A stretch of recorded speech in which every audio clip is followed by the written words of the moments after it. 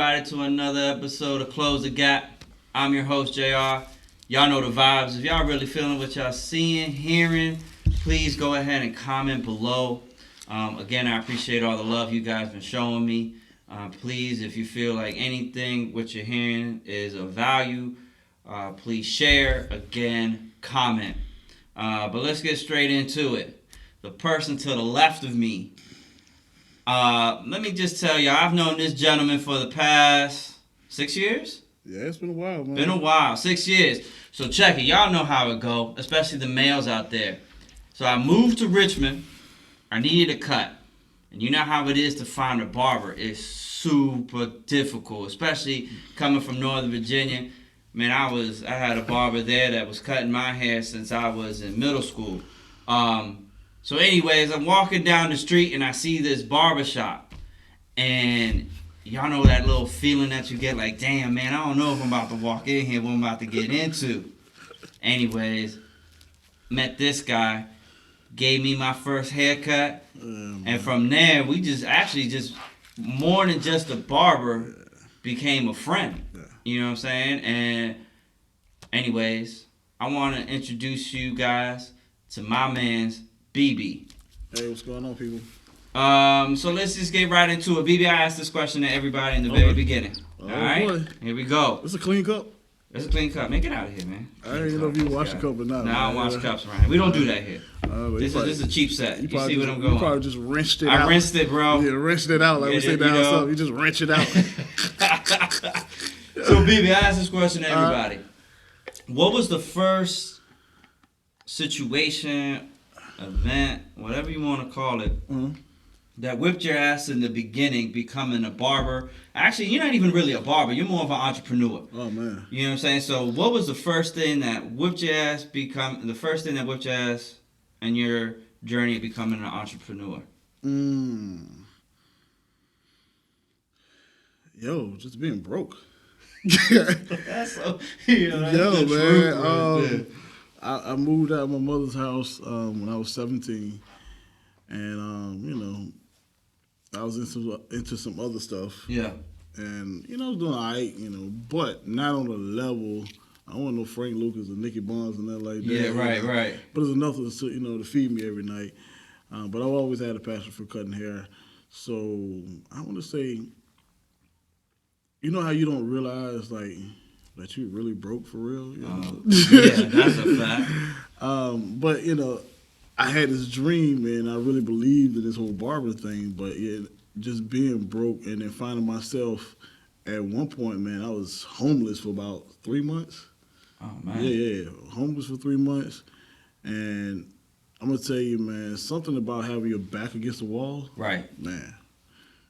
If you're a fighter for real, that'll get you out of it. It brings the best out you. Right. And yeah, that moment there, like when I realized I was broke, I have nowhere to turn. Yeah. Nobody to call. Right. It was just you. Like, it was just like, okay, it's sink or swim. Right. Facts. Either you're gonna have excuses or you're gonna have results. So I was like, you know what? Hey, the worst thing can happen. It can work. And that's the mindset I've had ever since then. Like, that's the worst thing can happen. It can work. Like, whatever it is, that's the worst that can happen. It can work. I mean, like you said, right? Your back was against the wall. Yeah. Something had to give. It was either sink or swim. Yeah, man. And, and then I think, like, before, when we was off camera, we was discussing something, and you mentioned something like having the balls to do something. Yeah. I mean, the thing is, when preparation meets opportunity, it's just one of those things, whereas when you got the skill to make it happen, yeah, and the opportunity is right there to happen, right, and the only thing left is for you to have the balls to just go jump out there and say, yeah, I'm the one. You're right, exactly. And what I found out about it is you're never really ready. Nah, that's a fact. Because it's so many things that's why I commend you for doing this, man, because it's so many things that I've had a desire to do and had visions to do and knew I was destined to do, but it stopped me because I always thought I had to have everything together by then. Right. You know what I'm saying? I was like, okay, I never want to get back on that rookie level. No, I get it. Because when you work so hard to get to a certain place, it's kind of hard to go back to that rookie level. Yeah, it's very humbling. Nah, yeah. It's humbling to go back to that rookie level, but it's so necessary though because not only it keep you humble, but it keep you hungry though. Yeah. Let's back up just for the people for a little bit. Before, what was it that gave you the passion for cutting? The passion for cutting, where did that come from? Well, I grew up in the barbershop. I had an uncle that was a barber. He used to cut my hair in Augusta, Georgia. Okay. And used to hang out in the barbershop with the guys, man. But to see the freedom, man, that they had. Yeah. And I was never like a real school dude. So. Right. But what I found out after I got out of school finally, it was like I like learning. I just didn't like the shit that they try to force down my throat. You know what I'm saying? Yeah. I'm actually an avid learner now. Me and my mother was just laughing about that when I was on my way here. But yeah, being around the barbershop, seeing the freedom and seeing that was a place where a man can come be a man and just say whatever is on his mind. And you know me, man. When I'm in the barbershop, that's my zone. I think for nobody who really has been in the barbershop, because I've met people that never really been in a real barbershop. Wow. Right? Exactly. Wow. For me, I don't know anything else. Yeah. And I remember growing up, I've been to Hispanic barbers, and I definitely been in a black barbershop. Okay. Right? From young, so the Hispanics and black barbershop are always the same. Yeah. People talk their mind. Yeah. Right? And then it's like, it's therapeutic. Yeah. Your barber can become your therapist. Yeah, man. We definitely witnessed a whole lot. We went through a whole lot. It's like, and that's why I tell people, man, like even me and my wife talk about a lot of times, because like the opportunity that I'm working with now, we'll get into that later, it's good money. For sure.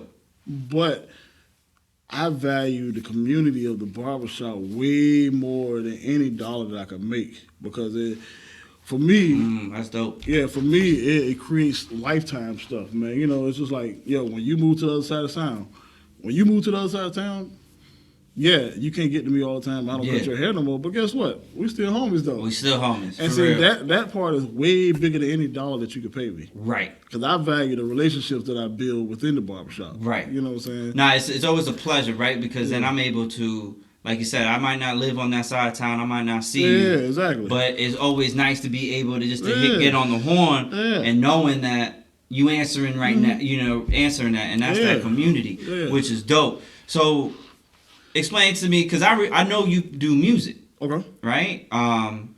Was music before barber? Yeah. Before cutting? I actually I grew up my father was a minister or whatever, so I grew up in the church. I was in the church 8 days a week. Okay, right. So music is one of those things that pretty much was an unwritten rule. I had no choice but to be a part of, because everybody in my family either sing or play something. Right. So what did you play? I play trombone. Okay. Yeah, I still play to this day. I remember having a trombone in my hand before I remember walking. But it's actually cool though, man, because music has played such a tremendous part of my growth that I didn't even know until I got as an adult. By dealing with some things in mental health and going to the doctors, and once I revealed all that stuff to them, they would let me know that music was actually helping me to develop my brain. Wow. Yeah, because because so much counting and remembering stuff that you have to do, patterns and stuff. So it's not as easy as it looked to be a musician. No, for sure. I've never. Let me tell you, I ain't got the gift. My dad wanted me to play the saxophone. I think I picked that thing up for a little bit. I was chasing something else than the saxophone. Yeah, I can dig it. You feel me? Like the violin, I played the violin for a little bit. Again, I love music. Okay.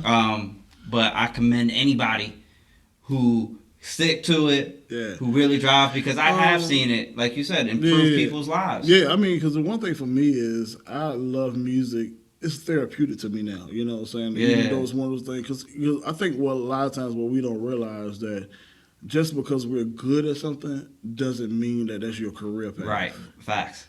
For me, like I have a cousin that's very famous in the music industry, doing the same thing I do, play trombone. Yeah. But for me, music is more therapeutic for me. It's an outlet for me. It's a way that I can express myself. Right. Where I feel like I don't have to be judged, because whatever kind of emotions I'm feeling, I can put it through the horn, and I don't have to say nothing. I don't have to worry about nobody misconstruing anything I may say. Right. I just put all the emotions in the horn. That's true. Right. And that's what it has become for me, and I can definitely tell the difference when I don't have that in my life, though. Yeah. So I need that outlet, right? Yeah. So yeah, music is more therapeutic for me now these days. I don't do it professionally. I do it therapeutically, and I play in church. That's it. Yeah, that's what's up, man. Yeah, that's real dope right there. Yeah, man. So then, let's go back. Then let's keep going down memory lane a little bit. So then, who gave you your first opportunity? Was it at your family shop? Was that the first time you cut somebody hair? And hold up, before you answer that, did you fuck up? This gonna be interesting, huh? Did you fuck up your first haircut? Of course. And who? So did the person you fuck up with? Was it somebody you know, or was it some random? Yo, man, I'm gonna tell you something, man. And that's why, like, people that come across me now, like, because being that I'm a licensed teacher for the state of Virginia with barbering. Talking shit. It's just so funny.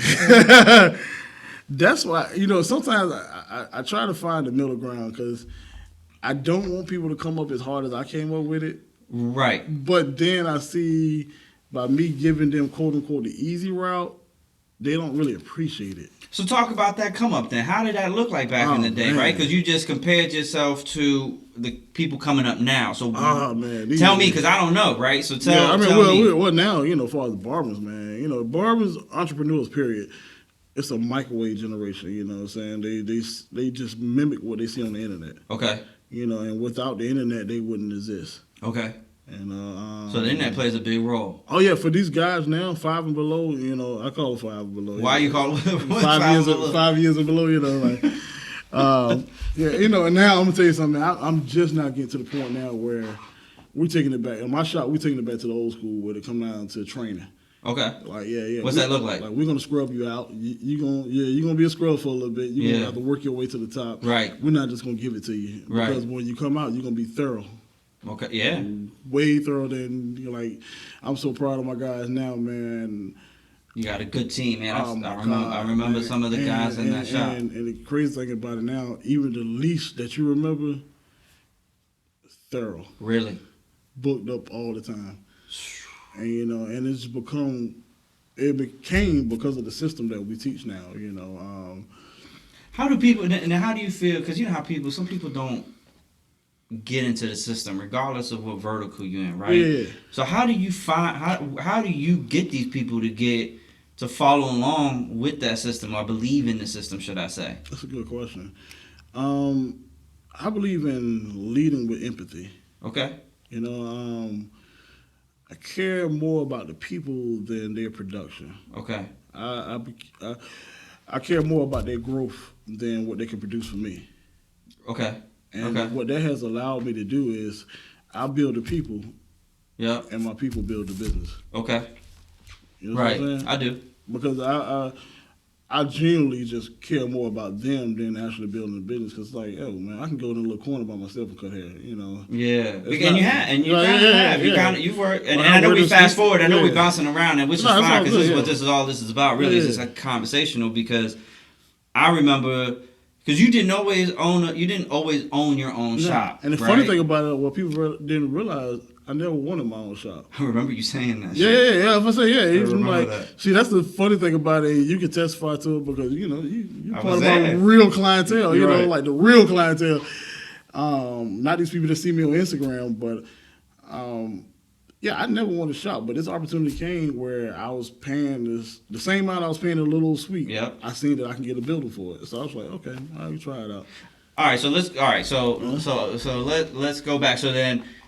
You cut, you know, jacked up somebody's haircut. Oh my God, man. Okay, plenty people, man. And so then, how did that journey go? Were you bouncing from shop to shop, or did you go to that one shop where I met you at? Well, that's when I moved to Virginia. Okay, so we're still like when I was screwing up here. Like when you met me, that's when I was like, yo. When you met me, I was at the bottom of my come up when you met me. You know what I'm saying? Yeah.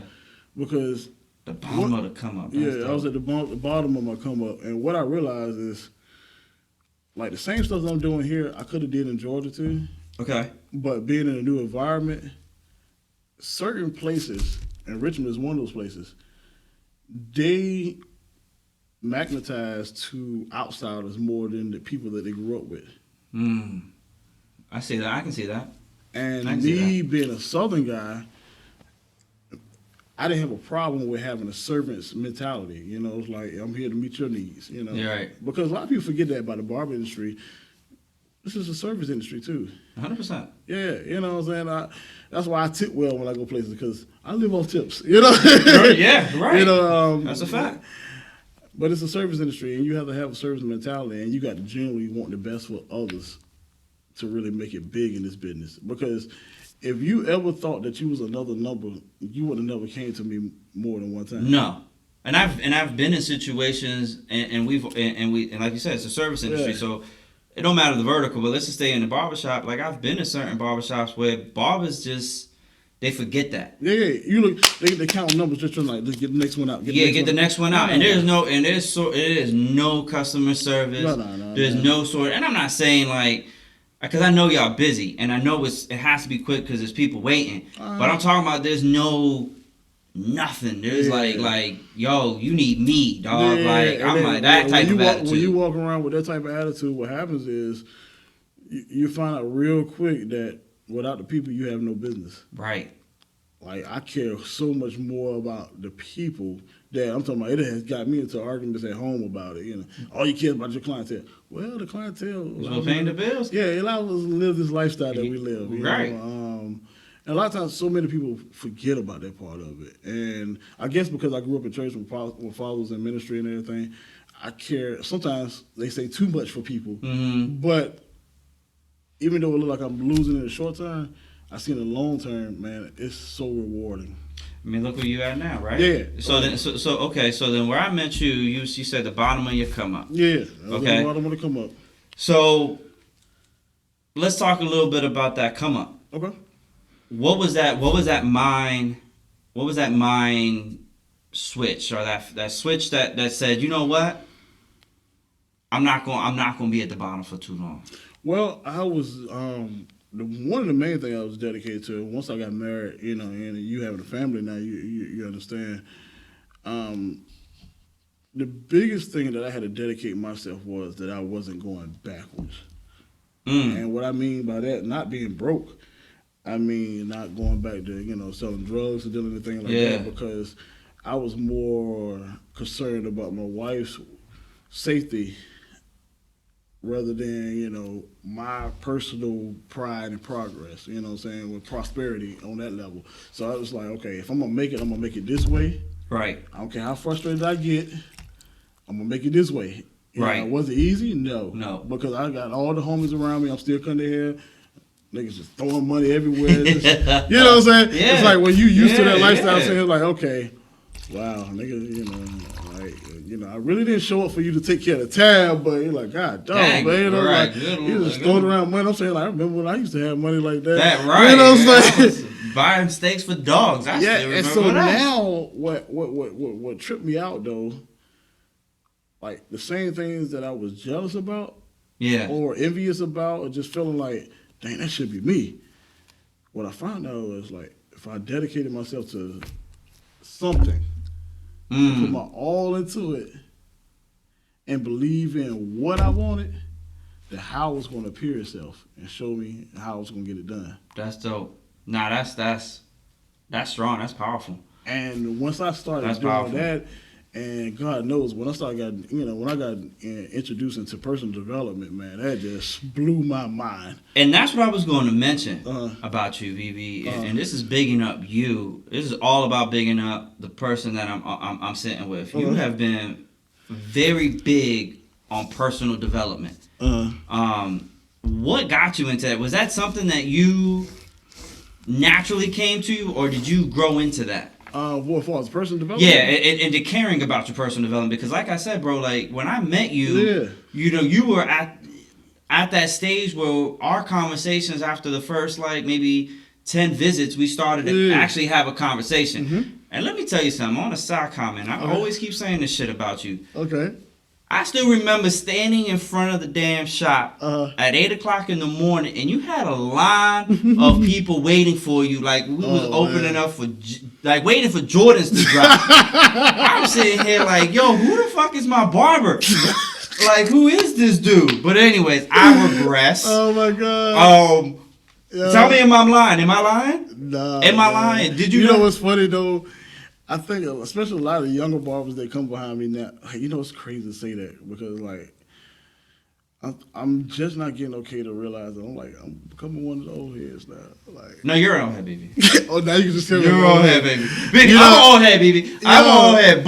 But let me tell you, when it had to be 4 or 5 years ago. We had a lot of fun, man. We had a lot of fun. Watching your growth was amazing. Yeah. Right? But I still remember hitting up my wife and saying, oh my God, and saying, this motherfucker ain't here yet. And there's a line of people waiting for him. Who is this guy? Yo, man. All right, sorry. Again, I regret. No. What's funny is, though, that's why I tell people, man, you know, it's like, I cut way less hair now, but I make way more money now. We're going to talk about that because I want to understand the surcharge. I'm going to call it a surcharge. I want to understand that, but... Yeah, definitely. Back to personal development question. So what got me into it, though, right. Man, I just feel like I hit a rock, man, you know, where, you know how you just trying to figure it out? Yeah. And I got to that point, man, and it was just like, you know what? I was just trying anything. I was like, you know what? Because I was like, okay, I'm going to try out all these get rich quick schemes and everything. Right. And then I got introduced to Les Brown. Okay. So when I moved to Virginia, this is when I discovered more about my mental health. Okay. So, and being that my wife, she had a government job and everything, working for the state. We had good insurance at the time, so I was able to, because like you know how you go through life and you know something just ain't right, but you can't put your finger on it. Yeah. So and that's what I dealt with for years. I just couldn't put my finger on it. Okay. You know, I remember like being in like elementary school, being diagnosed with dyslexia or whatever.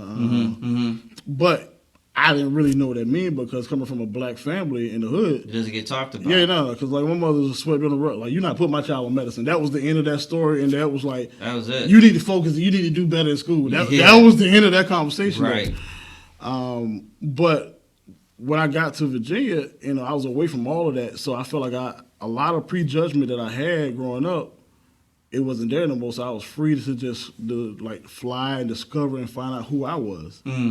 Yeah, and, right. Once I started feeling more comfortable about it, flaws and all, I was like, okay, you know what? Forget this. Let me see what's going on. Yeah. Talked to my wife, and she looked through her network of the counselors and everything, found me a doctor.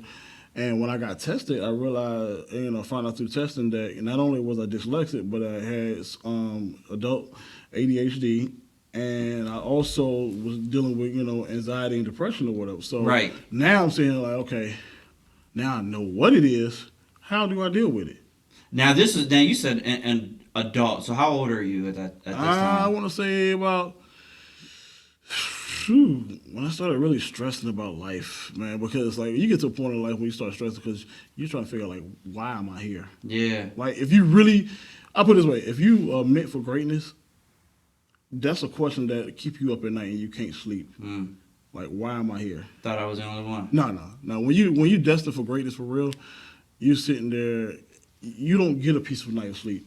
Right. Because that question is steady. Not when you, like you were saying before, not when your back's against the wall. No, when your back is against the wall and you're trying to figure it out and you're comparing yourself to other people that you may see, other brothers you may see. Right. And you feeling like, okay, I should be there, but why am I not there? Right. And when you start asking all those transparency questions with yourself, it really screw you up, man. And like I said, getting a doctor, and I ended up getting a real dope doctor, man. I went through 3 doctors to get the right one. And my doctor, I shout out all the time because she said she's going to write the forward to my book and all that stuff. my doctor, Dr. Walker, man, she is so dope. But let me stop you real quick. I don't mean to interrupt. But kudos to you to being comfortable with yourself to discuss this, right? Because I think it's important. I know mental health is a very hot topic. Yeah. You get what I'm saying? And I respect anyone that goes through that. But in our generation, in our culture, it's taboo to talk about it. So big up for you to even really bringing up and being transparent with the viewers and the listeners here, because the purpose of this is for somebody to watch this and say, shit, man, he's going through the same thing, but he owns his own shop. He's successful, right? And he went through the same struggles. And so it's dope. So that's all I wanted to say about that. Sorry for interrupting. No, it's all good. It's still fighting, man. Like the little thing on the apple with the little rainbow spin. I told people I'm still loaded, man. I'm not there yet. But like I said, shouts out to my doctor, man. We was able to deal with so many things, man. And me finding out that, I found out what was going on. So now it's like I began on the journey, like how am I deal with it now? Yep.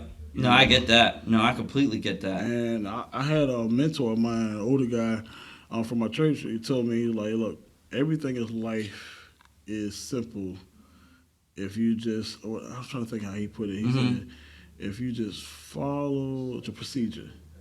Now, was this before graduating from Penn Foster? Yeah, it's before. This is before. This was before. I've done my research, BB. Yeah. You been doing your homework, man. Don't blame me, BB. You're good for something. You do your homework, man.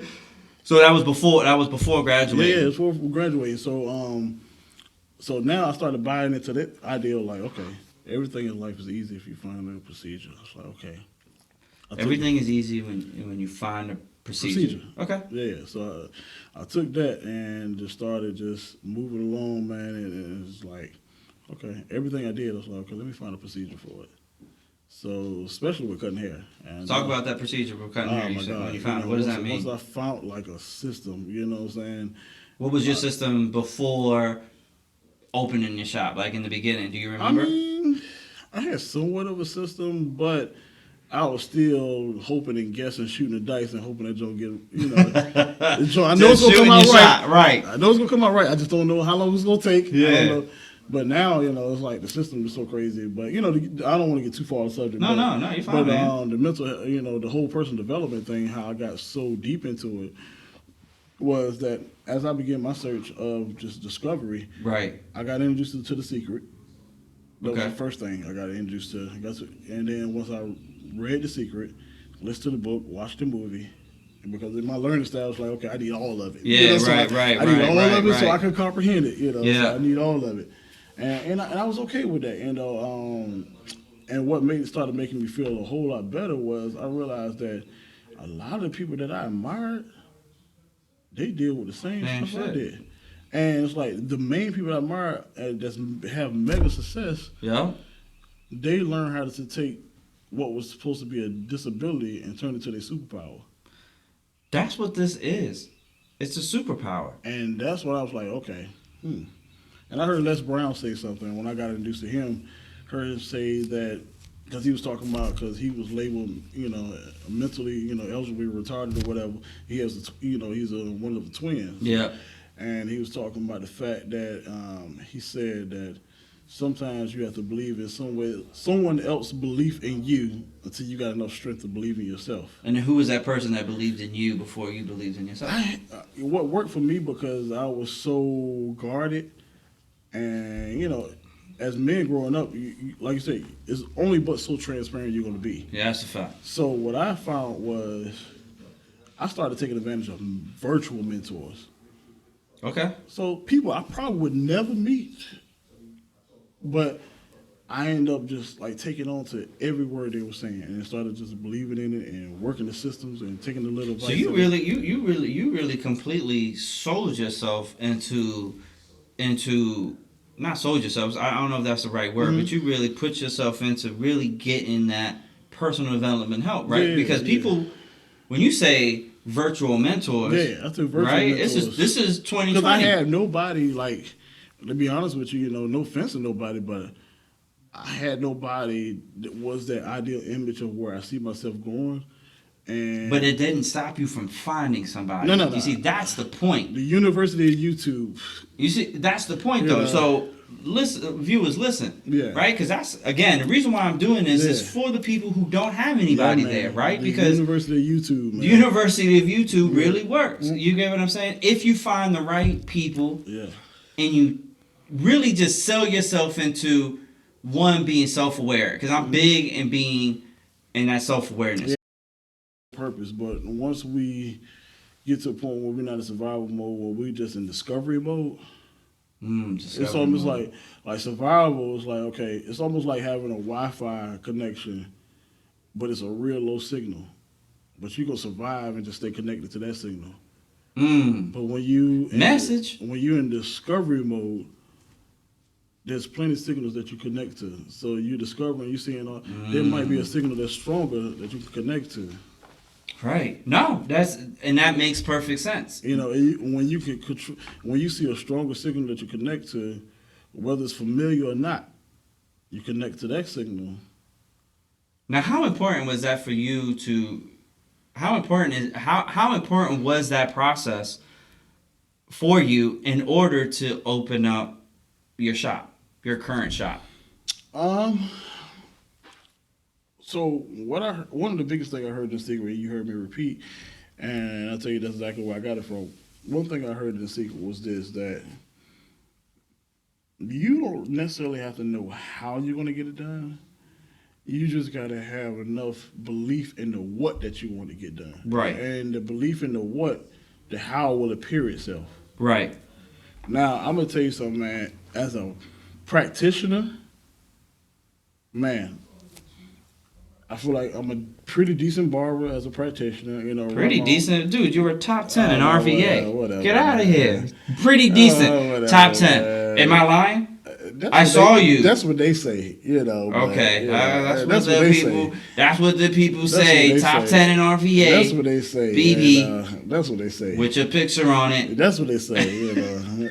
Expertise.com, you know, number one barber. You heard it. Number one barber. Expertise, number one barber in the year. 2017, number one barber. You know, that's what they say. Get at them. That's what they say. That's what they say. But pretty decent. He's okay, people. Oh my God, that's why you're the wrong person for me to do an interview with. Because I swear, me and you just go. Like, we have no limits. We just go all the way. We down. Go all the way. Yeah, we don't know how many people that I talked to. I was like, yeah, I'm nervous about it. I was like, this my man for real. He really brings it out of me. I'm not gonna say the worst or the best. He just brings it out of me. Nah, I mean, because we were like real with each other. Like, because you gotta think about it. I was at your shop those days when you were busy and the days that you were slow, right? And even with those days that you were busy, we didn't have we had conversations about how's our family, how's your day, but we always went into what's your next step. Yeah. And it's very rare. Like, we start off bullshit, talking about football, and then we end up building on life. Yeah, fuck the Eagles. Like, Sorry, but and the Redskins still sucks. You know, so but it's cool. But it's all good. But yes, we've always had that comment, and it's very rare to find somebody that you didn't grow up with. Yeah. But it feels like I've been knowing you all my life, though. Right. And have these conversations of growth. Yeah. Because it's important to have that conversation, especially with the ones that you feel that you can have this, because you can't have it with everyone. No. I mean, because everybody's not receptive of it, and they don't. No, they're very. Everybody don't realize that. Like, because I'm gonna tell you something, man. I believe, and this is my personal belief. I believe there are so many barbers that is so much skillful. I mean, I put it this way: they're more talented than me. I'll say that. Okay. But talent is something that's given, that you have a natural thing for, that you're gonna develop into. You know, that you're going to get into. Right. But as I heard Will Smith say one time, that skill is something that's developed. Yeah. And, you know, through repetition. So there's a lot of stuff that I do with many of my compadres won't do. You know, while they out partying stuff, I'm sitting around, I'm eating my little spaghetti dinner. My wife will cook. I'm sitting there watching YouTube videos of haircuts still to this day. You know, I still study haircut videos like every day. What's my man Rick Ross said? Every day. Bitch, you weren't with me when I was shooting in the gym. And see, that's why now, like, through development and just confidence that I've built with myself, and through little wins here and there, I'm learning more and more now to not make excuses for my losses. Okay. And not to make no apologies for my wins. Say that one more time. No excuses for your losses. No excuses for the losses. Okay. But the hardest part was not apologizing for the wins. Explain that a little bit. Go in detail. What does that mean, not apologizing for your wins, for those that may not understand that? I mean, because at the end of the day, we all afforded the same 24 hours in a day. 100%. We are. And what I'm willing to do to win now, the average person couldn't keep up. Because they think I'm not human now. Because I'm up every morning. My birthday is May 15th. So that's my alarm clock, 5:15 every morning. And sometimes I get up early to that. Right. You know, and I have to be up 3, because I'm not a morning person naturally. So I have to be up. You got to work on it. Yeah, I got to be up like 3 hours before I see people. So by the time you see me, you've already been up. The caffeine that kicked in. I've been to Waffle House already. I'm in my happy place by then. You know what I'm saying? By the time you see me, I'm in my place. And it's all about you then. But to your point, that's the process. That's the process in order to make you be the best that you can be for that day. I mean, because at the end of the day, you know, we talk about self-discipline and things like that. But what I realized, though, that your life truly changes when your systems in life change. You create you dropping gems in this joint right here, boy. There you go, man. Boy, I like that. When you create successful systems and you're transparent with yourself, number one. Okay. When you're transparent with yourself, being self-aware is 100%. And that allows you to, like, because the thing is, weaknesses don't come out here. Weaknesses don't come into your life to destroy you, but they come to expose you what you need to work on. So that way you can have massive success. And that's what I like about, that's what I've learned to embrace about weaknesses. Right. It exposes you to what need to be worked on so that way you can have massive success. And that's crazy. And I'm going to be super transparent with you, bro. Weakness for me was crumbling. I was crippled by it, right? I lose. And I hear it, right? And I was around successful people, and people would say, you know, pick yourself up, you know, fight through it. And you listen to that, right? And you listen, but you don't believe it. Then weakness hit me in the nuts, and I would crumble at one point because I wasn't self-aware of how do I take this weakness and become better. You get what I'm saying? So I feel you on that. It's understanding and being very honest with yourself, and I had to be honest with myself. How do I take this weakness? How do I take defeat and really be able to pick myself up from the bootstrap, as they say, right? Like, how do I really do that shit? I think it's the reality of, number one, your belief system. Yeah, my belief system was weak, hella weak. You know, because, like, a lot of times, like, even if you grew up in church like I did, you know, what happens is we know the work of the Lord, but we don't really, truly believe in the power of his work. You know what I'm saying? Nah, that's a fact. That's big facts right there. Like, what I realized that, man, I was so stuck in religion and routine that was the thing that was actually keeping me from getting results. You believe? BB, that's why I brought you here. I know. That's why I brought you here, because I feel you on that 100%, because I had to find my...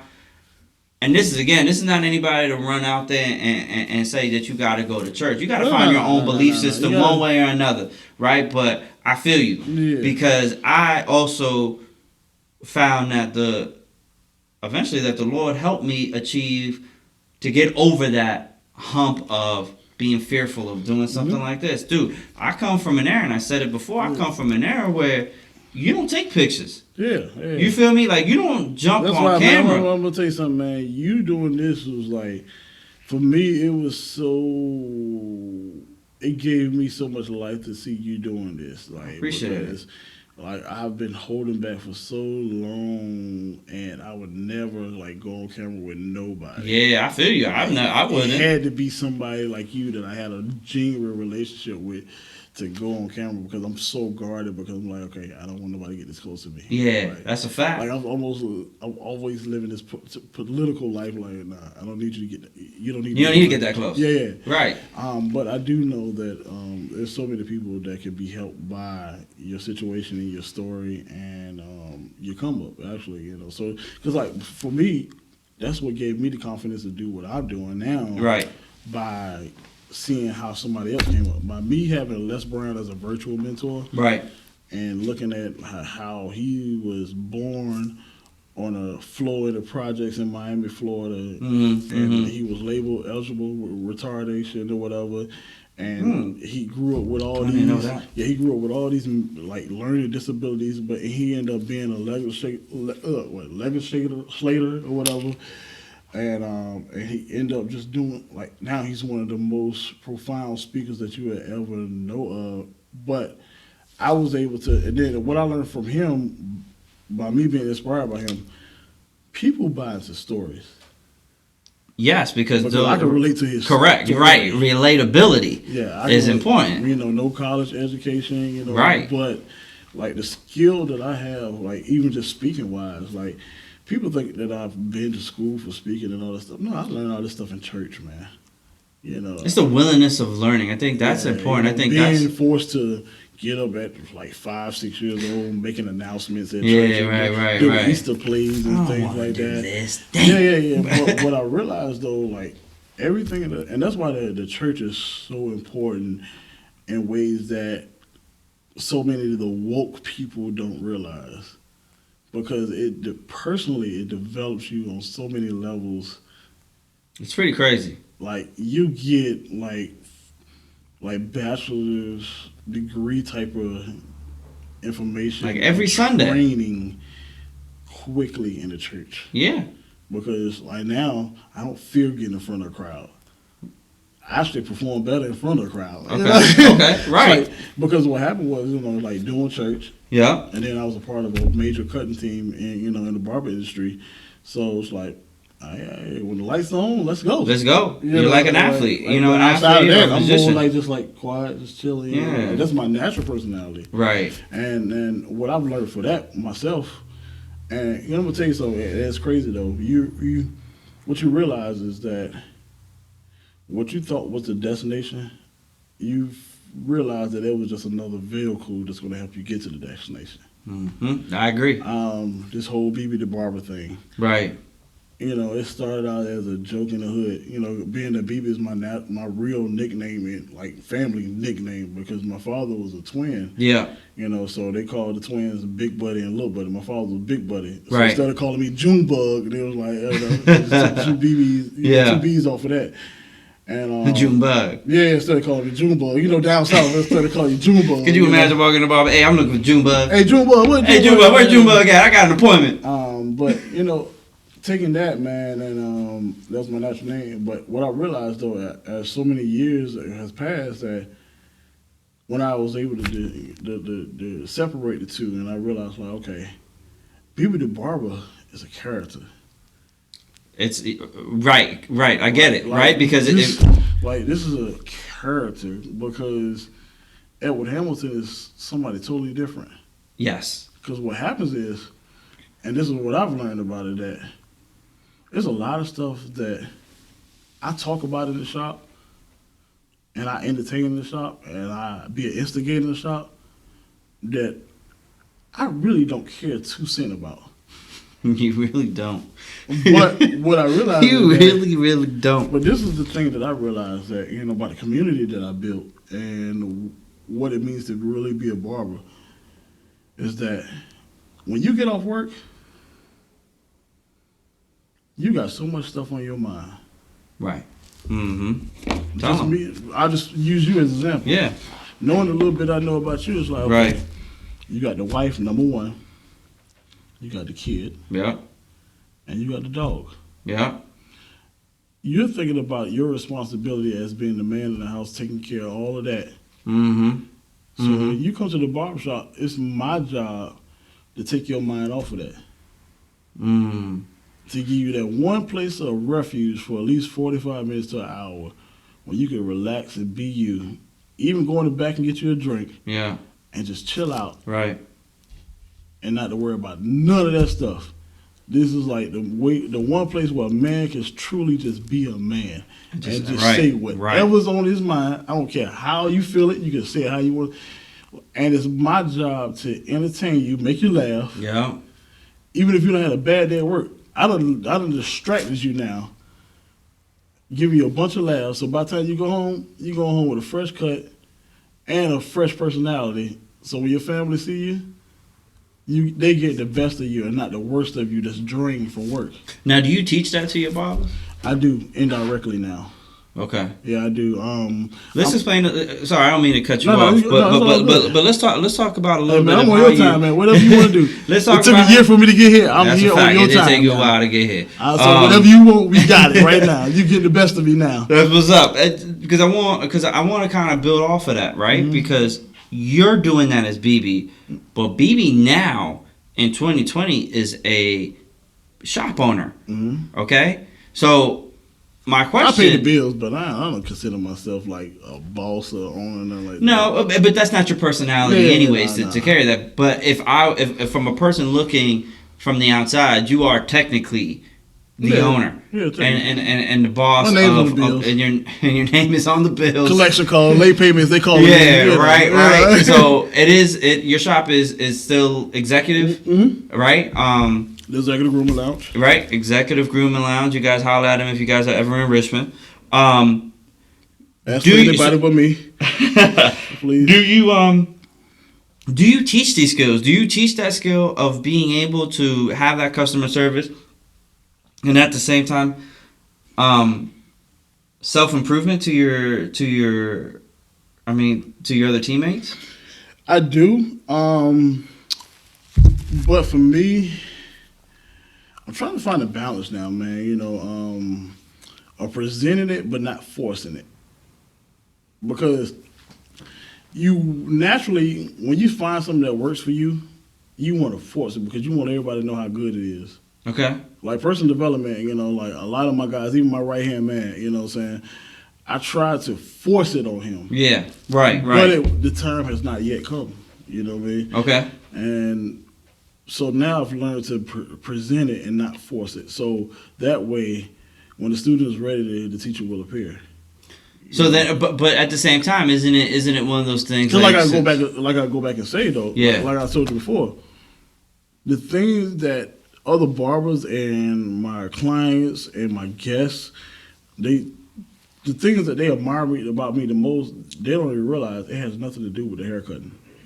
No, because it's the experience that you're providing. Yeah, it's all the experience and it's all the personal development that I've done to allow myself to make myself a magnet now to many people to draw to me because I can serve so many purposes for each individual in different ways. But wouldn't you need since these barbers are in your shop, mm-hmm. right?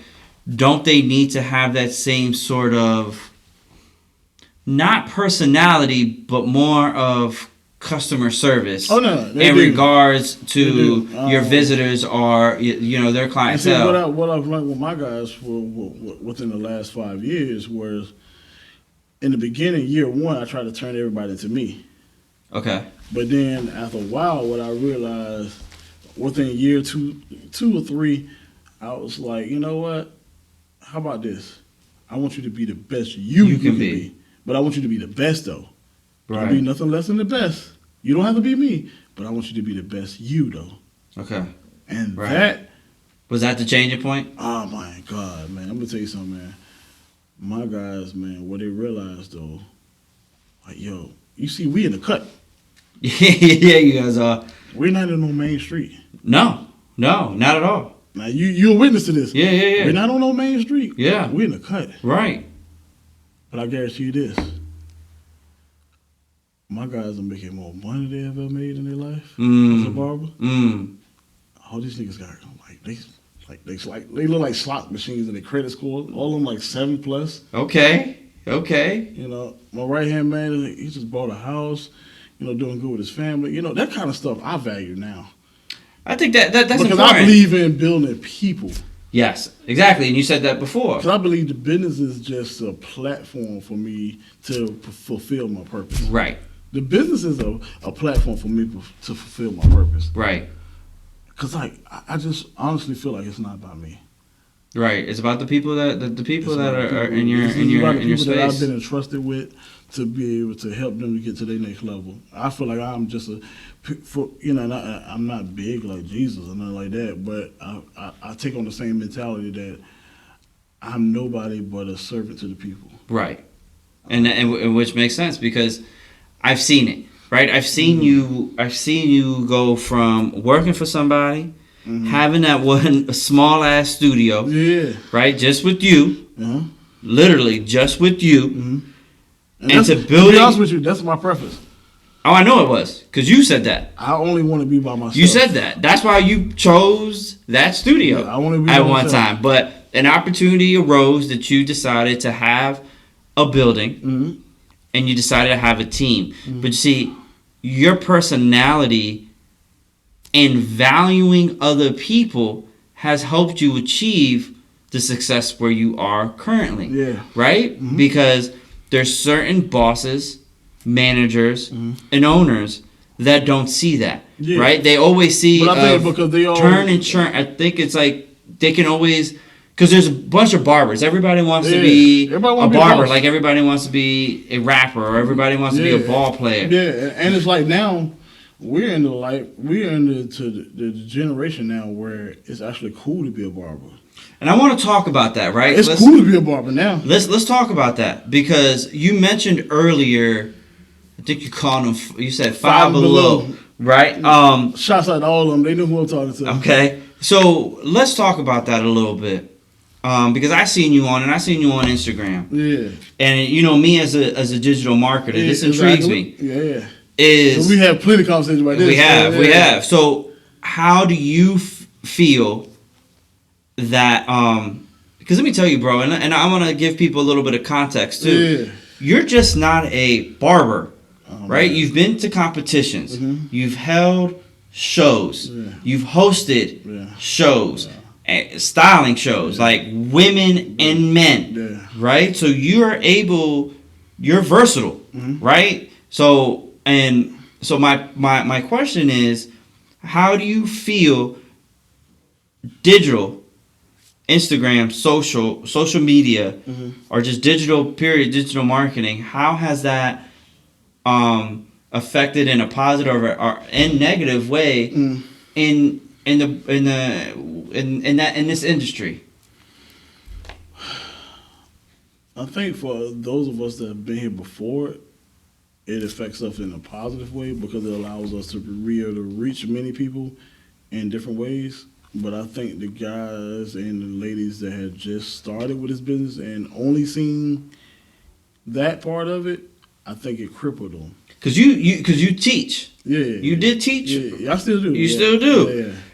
Do you see a lot of people utilizing Instagram or Facebook in order to, does that even help drive clientele?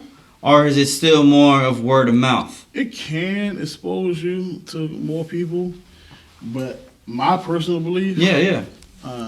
I don't care how many followers I have, you know. I have almost 10,000 followers right now on Instagram, but at the end of the day... Excuse me? Whatever, I got man. 5. I got 5. Don't mean nothing, man. I got 5. Go follow Close the Gap, please. Quit playing. Please do follow that. It's a dope platform. But I will say, though, that social media has crippled a lot of people. Crippled? How does it? Because I guess I'm trying to comprehend. How is that crippled? I'm gonna tell you this. When I moved to Virginia, and I got my first opportunity to work at the shop, I started working at they call it Cap City Cuts now, 6856 Midlothian Turner Park. They call it Capital City Cuts now, but it used to be called the Professional Image Barbershop. It was owned by a gentleman by the name of Ronnie Board. Okay. And when I first moved here, I worked at CVS for like 2 weeks. Okay. Yeah, because I knew that, I knew that wasn't me. Yeah. But I went, once I went to him, I presented him my portfolio, just some of the things I picked up in the business, just professionalism of it, and at the time when I moved to Virginia, I ain't had no license. Okay. I wasn't licensed, but I always had the professionalism because I grew around real barbers. Okay. And growing up around real barbers and like getting that opportunity there when I first moved to Richmond. Yep. I'm gonna tell you something. This is how I built my clientele. Okay.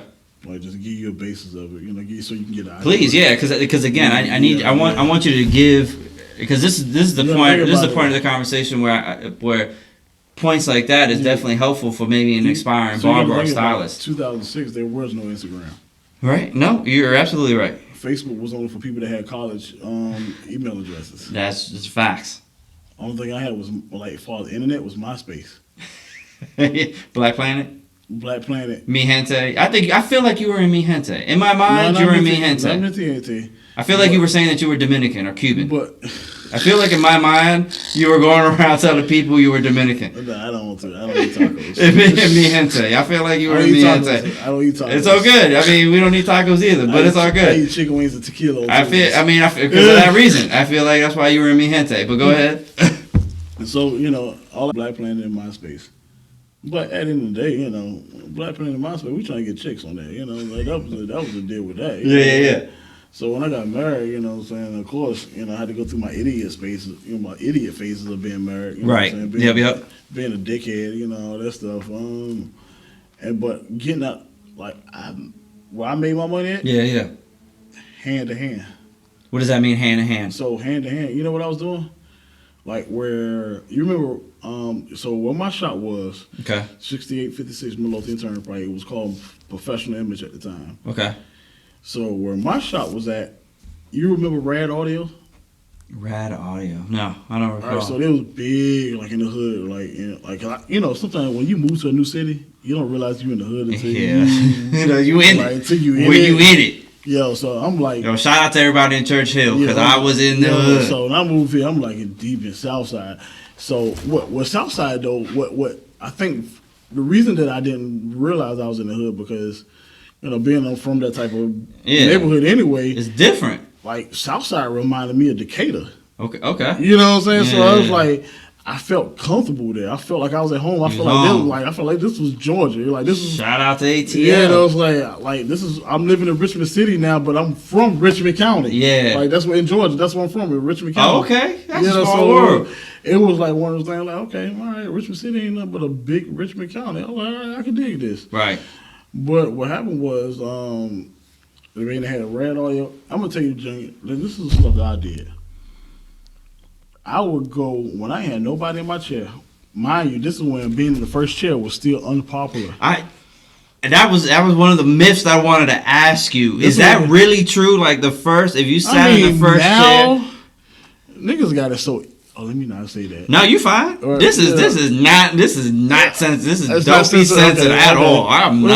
You're so good. Easy right now. So the first chair, back then, yeah, bro. Let me tell you something. If you sat in the first chair, don't go there. No. I want to tell you how real it is. You're gonna laugh at this because I cut your hair. You're gonna laugh at this. Yo, you know how many times like people walk in the shop like, yo, bro, hey, can I help you? And they're like, nah, bro, I'm good. Like, you know how many times I heard that when I was coming up, man? Because you were in the front chair? Because I was in the first chair. So what struck me was that it's like, okay, I got to do something the rest of these niggas not doing. Okay. It's like, what can I do that's going to give me a competitive advantage? Like, you got to remind you, when I moved to Richmond, my first shop I got in was a 14-man shop that everybody can cut. That's a big shop. Yeah, no. And everybody can cut. No. I need you to understand something. I was the weak link. Like, you know me now. Yeah. You're right. But to tell you this, that I was the weak link. Right. I was the weakest link in the shop. I'm talking about my man, he had the back of the barbershop. That's when I realized, like, you was the cool nigga in the back. Like, when you in this nigga had, like, his own barbershop in the back, though. Right, yeah. Kind of like what you got now. But we're it is what it is. You got it now. But, okay. But in the beginning, you were in the front, and you were the weakest link. Yeah.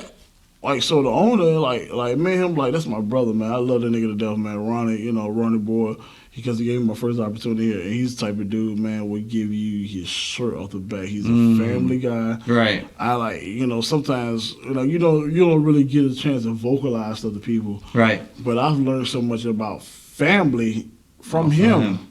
Because he told me when I first moved here, he was like, yo, man, make sure you take off at least one weekend a month to spend with your family. 1 weekend a month. That's dope. I mean, yeah, because you guys are working side of this. And having my daughter, sometimes I'm gonna be honest with you. I be so busy with worrying about providing that I want to bring presents, but I'm not present. Nah, I feel you, because that's actually we're gonna get into that real quickly here in a little bit, because that's some of the questions that I got for you. Yeah, I mean, because I mean that's a situation. I'm gonna be honest with you, man. It's a humbling experience, but I'm learning more and more that it's like, man, fuck this money, man. You know, it's like. Yeah. So then go back to the hand in hand. What? So what did that look like? For me, I'm gonna tell you, I would go to Rad Audio, right? Okay. This is a place that was real popular in Southside when I first moved here, around 2016. Big for like radios, all the niggas in the hood getting, that's where they get their radios put in. They get tinted windows and everything. So what I would go, and I still got, what's crazy is I still got some of the clientele that I had from there. Okay, all right. So what I would do is, while they waiting to get their radio done, I would tell brothers, because I ain't had nobody in my chair, I was like, look, yo, come over to the shop. Let me cut you for free. No, listen, let me cut you. And if you don't like it, your haircut free. Let me stop you right there. Because that free conversation, people get very standoffish.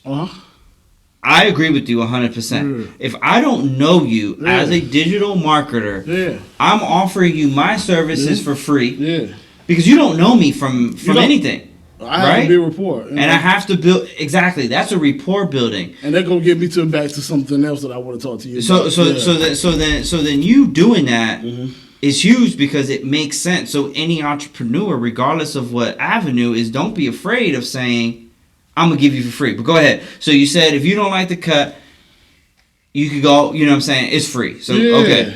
So then what happens from there? I mean, at the end of the day, it's my job then to lace you. Okay. To the point where you like, okay, I'm gonna be an asshole if I say I don't like this. Right? Yeah, I mean that's a fact. You know what I'm saying? It's like I don't put. I know you've had some assholes too that have walked away. Yeah, you know, I would have been one of them. I'm not gonna lie to you. What like your shit sucked, and it was actually fire, and I would have walked away with a free cut. But what happens is though, and that's another thing too. You realize then that like back in those days, bro, I was cutting like 20, 30 heads a day. Is that sort of we'll call it guerrilla marketing just for the sake of this? Is that still relevant now? Is that still necessary today? If you got the balls to do it. If you got the balls to do it. A lot of cats don't have the balls to do it though. So then how do you school your team? I treat this joint like a dope game. Like if I can stand in the corner 10 to 14 hours, nigga, I can stand behind this chair. And I'm sitting behind here telling jokes. And being you? And just being me, doing what I want to do. And I'm sitting, depending on what time you come, I may have a cup in my hand. You know what I'm saying? I mean, I've seen you. Yeah. But I'm still going to lace you, though. Yeah, you know you mean the cuts go. I might even cut you better. You're right. For real, you might be fresh. But, you know, like... So do you teach that type of... I do, but I'm going to tell you something.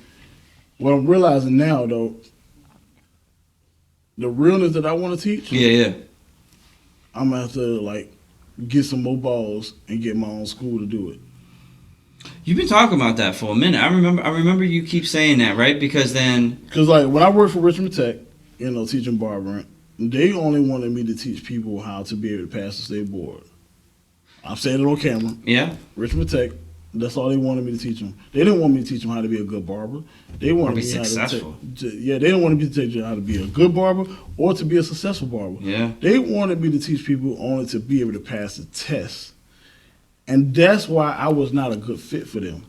Right. I want to show you how you can be successful in this business. And make money. Yo, make killer dope. Bro. Yeah. Like, you understand something, man. I heard something, and I heard it from Jim Rome. Okay. Like I said, I have many virtual mentors. Right. Because I couldn't trust nobody around me that was around me already. Right. So I heard Jim Rome say this, that what you make yearly will become your monthly. What you make monthly will become your weekly. And what you make weekly will become your daily. Repeat that one more time. What you will make yearly. Okay. Eventually, it's going to become your monthly. And what you make monthly, it's going to become your weekly. And what you make weekly, it's going to be your daily. Do you not understand that $500 was a lot to me at one point?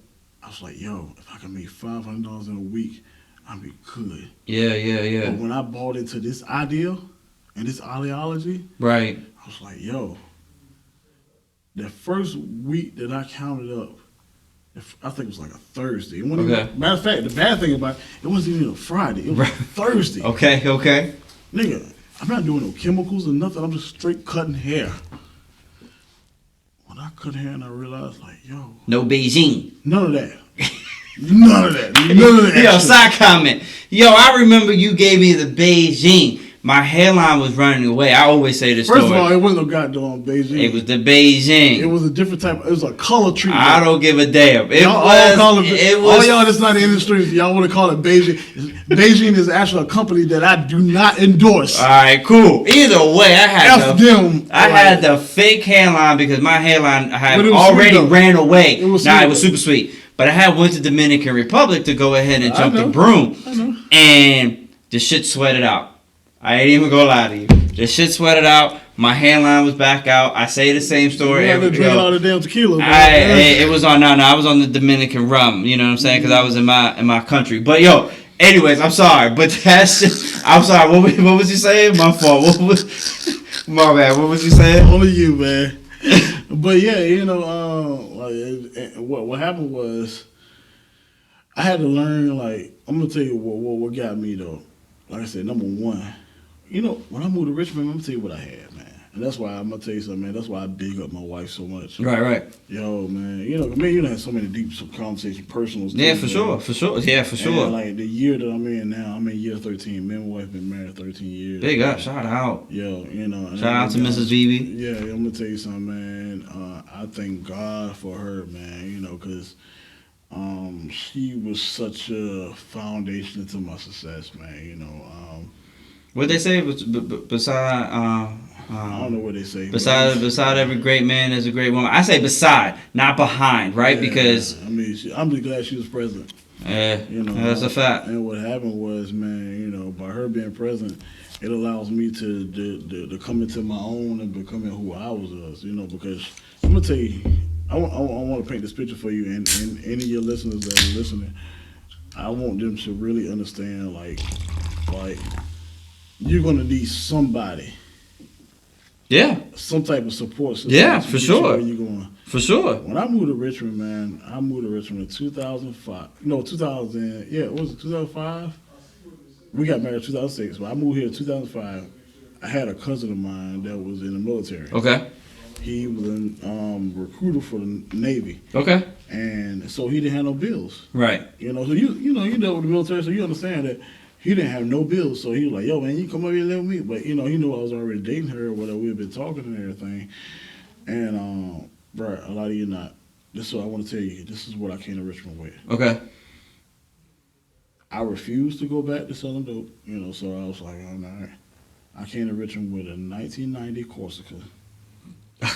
Okay. Chevy Corsica, black Chevy Corsica in October. Okay. So, man, right. This was when fall time was really Yeah. My defrost didn't work. Damn, you need to defrost. Bruh, my defrost didn't work. My whole time to Richmond, you know what I was doing? And my signal light didn't work.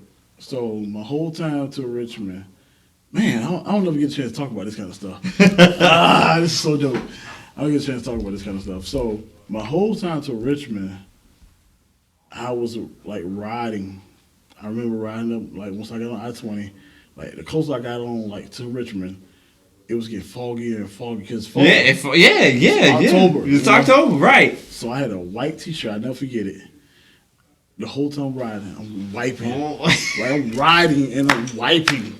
Yeah. Like I'm wiping I'm wiping the windshield. Yeah. I'm wiping the whole time. And then when I had to turn, I'm seeing it with a signal like like that. Right? So I'm doing that. And you know, and when I came up with my clothes. Yep. And $150. That just goes to show, bro, like, you can make it happen when you have the right people next to you. Yeah. And it just so happened to be your wife. Yo, I'm going to tell you something about my wife, though, bro. I'm going to tell you something, man. You know, I don't care how much, like, dumb shit I ever did. You laugh about it, shout about it. Right. I'm going to tell you something, man. I would be nothing if it was not for my wife. Love is strong. Love is strong. That's why now I'm gonna tell you something. I dedicate my life to making sure her and my daughter don't have to worry about nothing. I get it, bro. I get it. I'm gonna tell you something. I done gave my wife my last and smiled about that shit. She didn't even know it's my last, but I want to make sure that she got everything. No, I get it. No, I completely get it, bro. That's like people look at me sometimes. They're like, like no. Like my wife, she can get it all. You know what? And this is I get it. And the reason why I get it is because my wife, she was with me. Yeah. During my bad, bro. No, I'm talking about my bad, and she rolled that season with me to get me to where I'm at now. And let me tell you from experience, there's not a lot of women that's going to ride with you through that darkness because they not with it, right? Oh, I know for a fact. So it's really good to talk about real love. You know what I'm saying? And it doesn't have to be your wife. And this is what I want to let the listeners know. You talking about girlfriends too? Nah, I don't know what you're talking about. This doesn't have to do with just girlfriends or wives. It's just having people in your corner that's rocking with you. But real quick, BB, before we bounce, I got a little speed round for you. You ready? Oh boy! All right, here we go. Hold on, man. I gotta finish tell you about that shit. Go ahead. My fault. You the one over here being puffy on the phone. Hey man, my fault. Why gotta keep comparing me to Diddy, man? I know. I've been doing that for years. My bad. You got the Gucci frames on, just in case nobody can see that. I got. If I had to zoom on the Gucci frames. They fake. No, they're not. But go ahead. We see what you drove in here, though. We're not gonna say that. We're not gonna say that on camera. We see what you drove in. It's a Toyota. Nah, but what'd you say? So this is the thing, man. I look at the times, man. For me, man, like my most humbling experiences. Yeah. And what it has done for me, and I hope it helps some of your listeners, man, and your subscribers. That when you remember those most humbling times. Yep. Like, that's what allows me to never say I'm the man.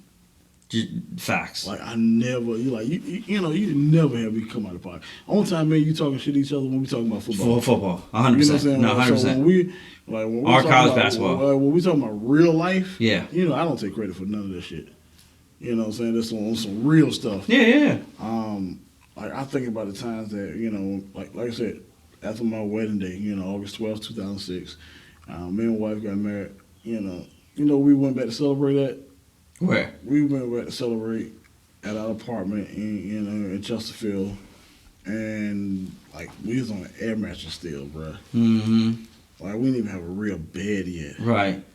I remember the times and I just want to be transparent with you people, man, and transparent with you, because like I said, I don't get a chance to share this kind of stuff. Yeah. Like, the times that when we finally bought a house, well, we did. The house didn't come with a refrigerator, so I had to rent a refrigerator from a rental center. Yeah, right. And then eventually for it to get repossessed. Yeah, right. And then to the point where the lights get cut off. Yeah. We go in the house and cut on the switch light and so shit's off, right. She looking at me like, the fuck? The fuck, man. Right. I had a car that wasn't working. Check this out now. I had a Honda Civic that wasn't working. I'll never forget this, 99. I'm going to tell you something, man. When I say nothing make you feel less than a man than this type of stuff. I had a car that wasn't working, needed a new transmission. Yeah. But the dude, my next door neighbor, was he did the cars. He sold cars and all that stuff. Yep. Man, I don't mean to hold you up, but no, come on, man, get out of here, homie. Get out of here. You got me here. So get out of here, please. That's what this whole thing is about. Please, so talk. This is for you. Yeah. So what happened was, I sold my car to him. Basically, what my bill was, my light bill was, to turn on your lights. To turn on my lights. So, you know how much of a bad feeling it was that I got the lights turned on. The next day, this nigga showed up, had the car fixed, new transmission and everything, and he was about to sell the car. Yo, I'm gonna tell you something. These humbling moments like this have made me what I am, man. Because it is, number one, I'm grateful for everything that happened in my life, man. I don't take no credit for it. Right. I do the work that I'm required to do, but I take no credit for none of it. You know what I'm hearing, BB, and I love it. Let me tell you what I'm hearing. Just hearing this story, because you've never shared this with me. Let's just be from straight. I'm gonna tell you another one that was before you go on to say that, I'm gonna tell you another thing that was like real humbling for me. You remember my black Honda that I had? Yeah. So I had that black Honda, sweetest on the way. It was clean, boy. That tinted windows, blue right. Yo, bro, let me tell you something, man. That was like the nicest repossession I ever had in my life. Let me tell you what dude did. I had just filled it up with gas. Okay. So I go in the house, I'm chilling. Yeah. You know? Right. Dude knocked on the door. Right. And he was like, yo. And he was like, is there anything you need to get out of here? I was like, what? And I already knew what time it was. I mean, at that point. I was just hoping and praying that, like, niggas give me another week or something. Yeah. But I'm going to tell you something, man. That was, as a man, like, number one, that was a nice repossession. You're right. I done had a couple of repossessions, you know. If you just be real with it, as an entrepreneur, you're going to bump your head a couple times. You're going to go through the shit. You're going to bump your head a couple times before you figure the shit out. Yeah. Mm-hmm. I agree. And just man lessons that you have to learn, you know, just certain stuff you just got to be responsible and do. You know, right. Mm-hmm. But I'm going to tell you something, man. I felt so little because, number one, that was the first car. That Honda was the first car I ever got on my own. Because you got to think about it, every other car I had before was either in my mother's name or my wife had co-signed for it. But the Honda, I was proud of that Honda. That was yours. I put 2 stacks down on that junk. Yeah. I still remember that junk part. Yeah. Like to this day, I tell my wife, she be laughing at me all the time. I'm like, I'm going to go back and buy that car cash. Just cause. Just off of principle. Just say, on some nigga pride. Yeah, no bullshit. Like, I'm going to go back and buy that particular car. Yeah. I want to be a 2010 Honda Accord Coupe. I'm going to get my blue light in it. It was a coupe. I'm going to get my blue light in it again. It was. Just cause. Right. And I'm going to pay for it cash, you know, but that was one of the most humbling things, and, you know, and my wife, man, I'm going to tell you something, like, and that's why I honor her so much. I don't care what we deal with or what the growing pains we go through, but I'm going to tell you something, man, she's still, like, and I tell people all the time, you got to stick with people that have been with you when you ain't have nothing. Nah, I agree 100%. Like, that's my point about that. I'm going to tell you something. I agree I'm going to tell you this, and I'm going to go back to something, and it'll make you laugh, and I hope it helps somebody. So when I came back in the house and I, you know, told her what happened or whatever, you know, she put her arm around me and comforted me and was like, you know, like it's gonna be all right, type of situation. Yeah, right. And then to take you back to when I first moved here, you know, our first day, I'm gonna tell you what my wife did just to make me feel like a man. All right. So we out at Applebee's. This particular Applebee's is actually closed now. It was on Broad Street where Barnes Nobles is, you know, Carpool and all that area. Oh, okay, yeah. I never forget it, you know, and that's why, you know, I don't care how much bullshit I took her through. That's why I always, I'm glad that I'm getting to the point now, I'm mature in life where I'm starting to get this shit right now. Yeah, I mean, you know eventually you'll get the shit right. Like, I'm glad I'm starting to get it right now. One thing my wife did for me, and it was so phenomenal and so dope to me that it stick with me more than she would ever know. Okay. That I didn't have no money like that. Right. Okay. You know, she had a nice, good government job, just graduated from VCU. Yeah. She making some decent dough. I don't know why the hell she want to deal with my ass. That's what I always ask too. You know, it's like, okay, she... And when a woman love you, she love you, you know. Cherish that shit. Yeah, and I'm grateful for it. But I'm going to tell you what she did, though. When the check came, she took her card and slid it on the table. And handed it to you. Handed it to me so I could so then you can put the card in. So when it make it look like, it looked like she was paying for it. Yeah, look like you paying for it. Because you know how, What advice can you share to someone trying to get where you're at now? I feel like I'm still loading. And I think if you get to a point where you got to stay so hungry that you don't eat enough to get full. Okay. You got to stay hungry and always have that eye of the tiger. It's like you can never be satisfied. It's almost like a fat person that's never getting full. Like it's always more. Okay, so you have to stay hungry. You got to find, and if you don't have a chip on your shoulder, you got to find where make one. Okay. Like I look at a lot of sports people, like Tom Brady. The main people I look at is like Tom Brady, Not an Eagles. Ray Lewis, Not an Eagles. and Brian Dawkins, nigga. Okay. I got to find people that got a chip on their shoulder. Right. To make them perform at such a high level that regular humans cannot comprehend. And that's what I've learned to do is like, if I don't have a chip in the morning when I wake up, I have to find one. Okay. I have to find. You got to create one for yourself. Create one. It's almost like no cross, no crown. You gotta wait. If you don't have no cross, you gotta find one, because if you don't have a cross, you're not gonna have no crown. That's a fact. I know exactly what you're coming from with that. It's only the overcomers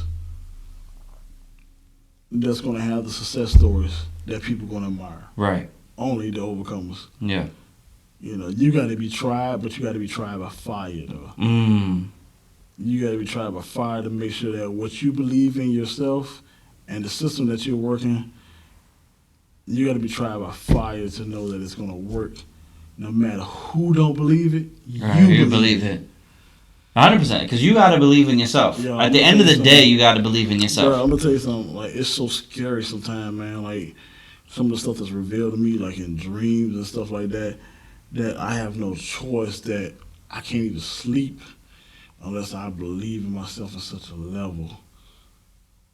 That, man, I'm going to tell you something. It would take more than one conversation for us to really deal with this.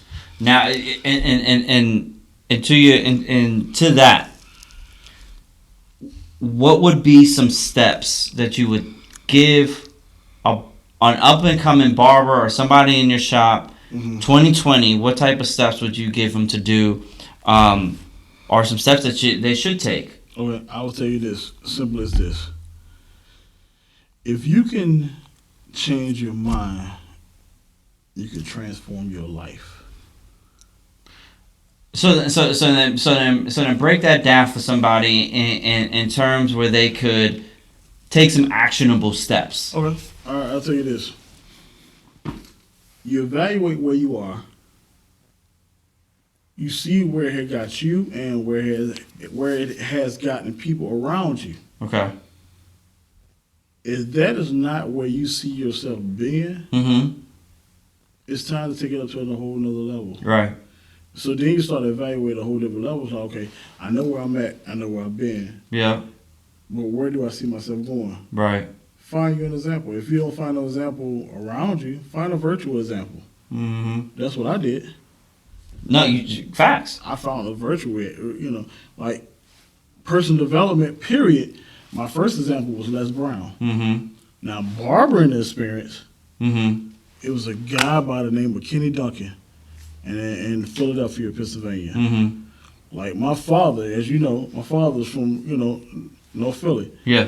And that's where I got my whole swag from. Right. To the point where some people, I have to remind them, like, yo, I don't care how big my beard get, I'm not from Philly, I don't know, I'm from Georgia, but I got my swag from Philly. Right.